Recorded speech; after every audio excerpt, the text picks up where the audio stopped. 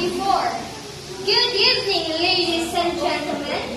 Good evening, fellow educators. There is this saying that those who cannot remember the past are condemned to repeat it. It means that if we fail to learn the history, we are likely to make the same mistake again. It emphasizes that learning history from the past should be applied in the present or in the future.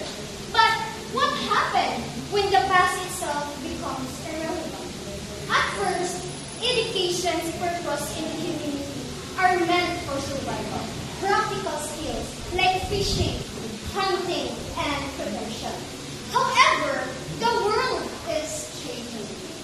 The story about saber-tooth curriculum shows us between the traditional and the modern education.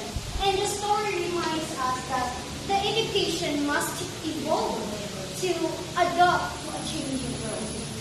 Newfist is the first one who created the curriculum that involves necessary skills like for survival, like fish grabbing, horse clubbing, and tiger's scaring.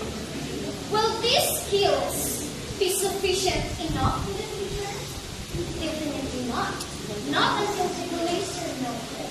So, there is no fish to grab. There is no horse to take. There is no tiger to scream. As I always said, the world is changing. We should equip people for tomorrow's challenges. Let's not be like those elders who stuck in the past. Let's make sure that education is not just about surviving, but thriving. Thank you. Thank you, contestant number 22. So let's have contestant number 11. Okay. Your question is, what role do the elders play in shaping the community education system, and how does their authority impact curriculum decision?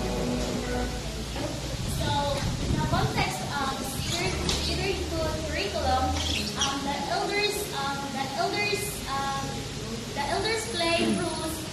The elders play significant roles in shaping the community education system. As respected authorities,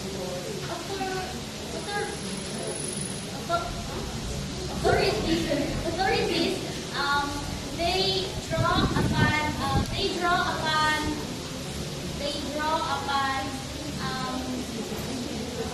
their experiences and tradition